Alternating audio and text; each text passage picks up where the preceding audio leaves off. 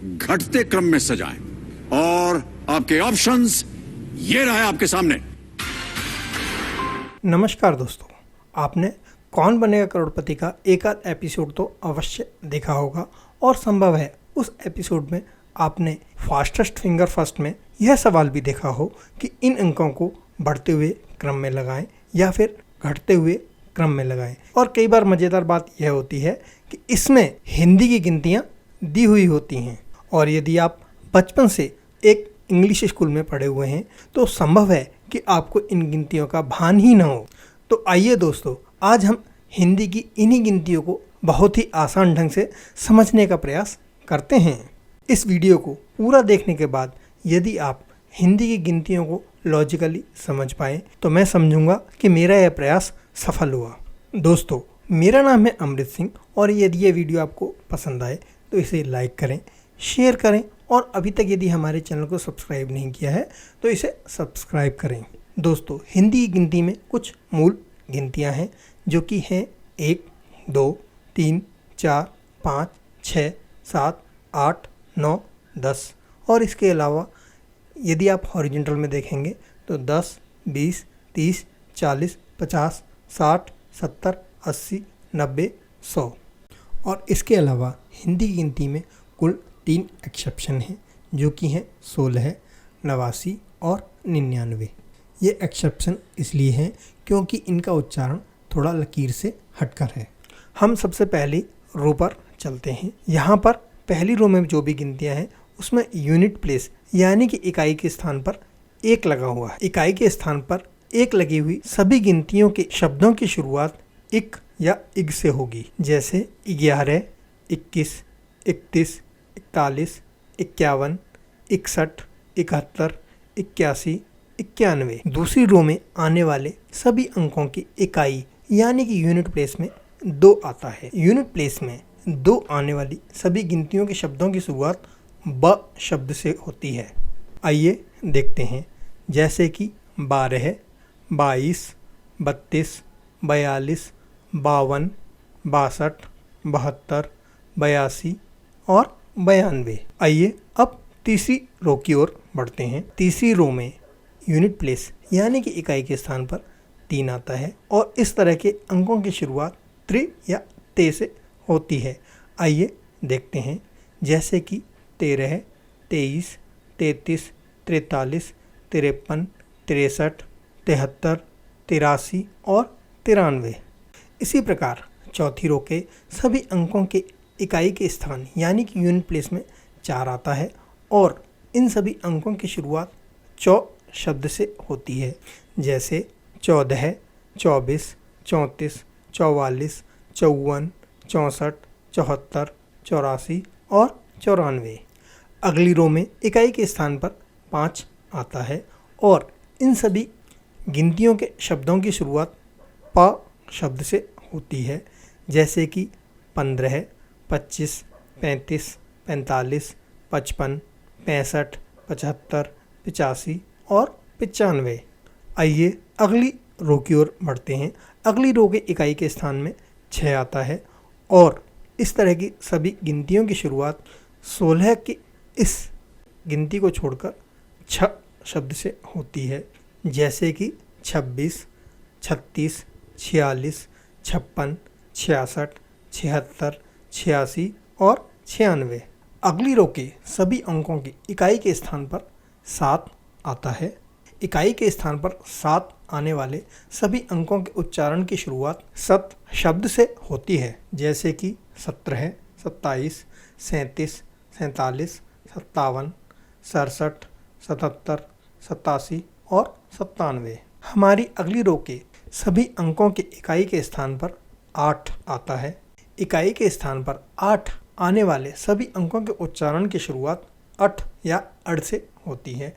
आइए देखते हैं, 18, 28, 38, 48, 58, 68, 78, 88 और 98। हमारी अगली रो बहुत ही दिलचस्प है।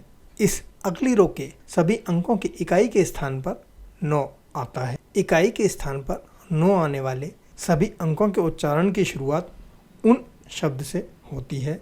यहाँ पर ध्यान यह अवश्य रखें कि 89 और 99 एक्सेप्शन हैं।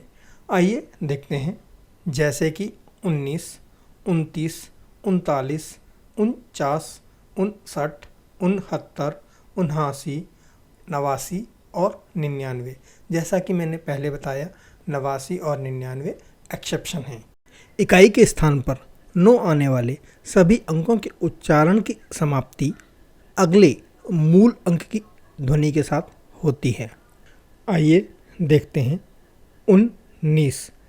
उन अर्थात यह अगली गिनती 20 को इंगित करता है और उसकी ध्वनि के साथ समाप्त होता है। इसी प्रकार 29, जिसमें उन शब्द यह संदेश देता है कि यह आगे आने वाली गिनती से पहले का शब्द है, जो कि 30 है। 29।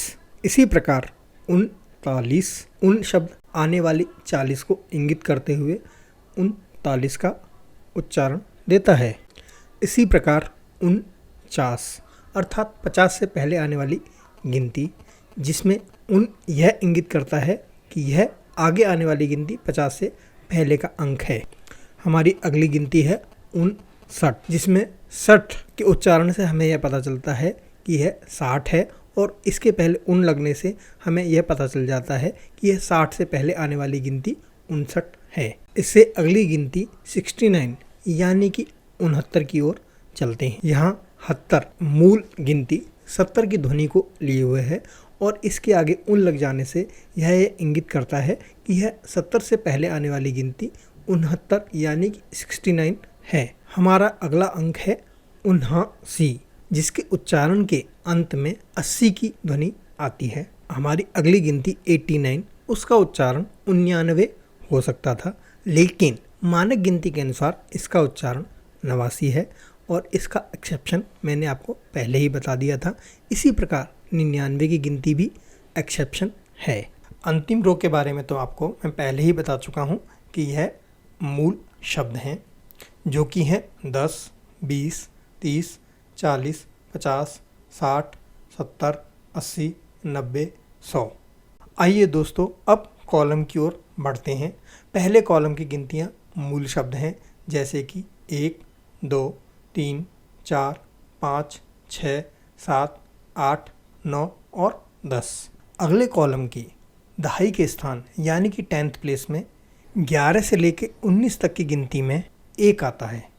इन शब्दों के उच्चारण की समाप्ति 11 से लेकर 18 तक के अंकों के लिए अह शब्द से होती है। आइए देखते हैं।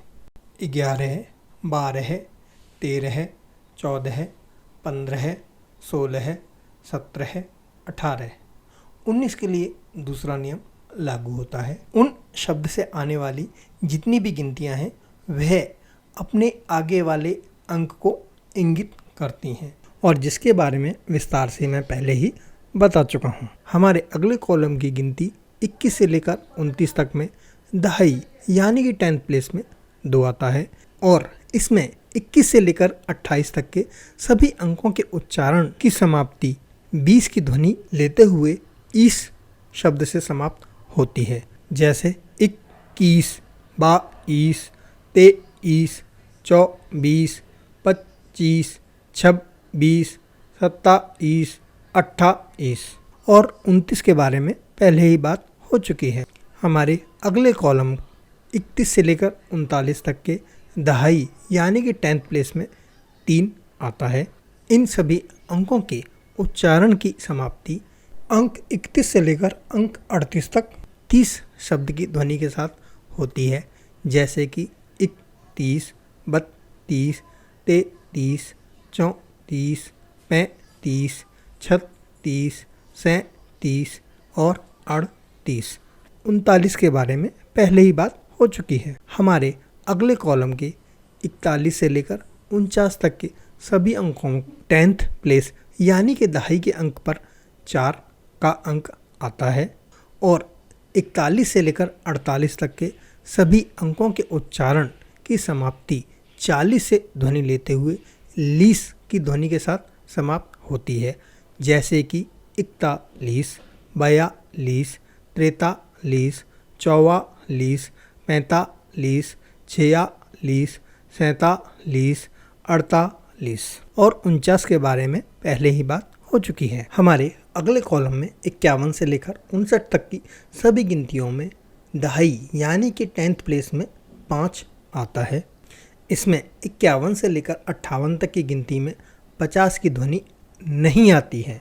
मैं दोबारा से बोल रहा हूँ कि इसमें 50 की ध्वनि नहीं आती है, बल्कि इनके उच्चारण की समाप्ति वन या पन शब्द के साथ होती है, जैसे कि 51, 52, 53, 54, 55, 56, 57, 58 और 59 की बात पहले ही हो चुकी है।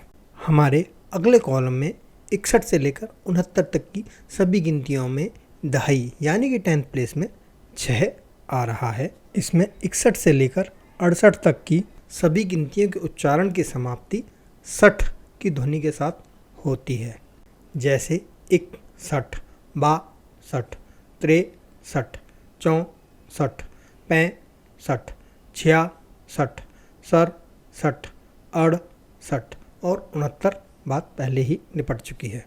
हमारे अगले कॉलम की 71 से लेकर 79 तक की सभी गिनतियों के दहाई यानी कि 10th प्लेस में 7 आता है और इसमें 71 से लेकर 78 तक की सभी गिनतियों में 70 से ध्वनि लेते हुए उच्चारण की समाप्ति 70 शब्द के साथ होती है, जैसे कि 71, 72, 73, 74, 75, 76, 77 और 78। 79 या 79 के बारे में पहले ही बात हो चुकी है। हमारे अगले कॉलम में 81 से लेकर 89 तक के दहाई के अंक यानी कि 10th प्लेस में 8 आता है और इसमें मूल शब्द 80 से ध्वनि लेते हुए सभी अंकों के उच्चारण की समाप्ति सी शब्द से होती है, यहाँ तक कि 89 अंक की भी।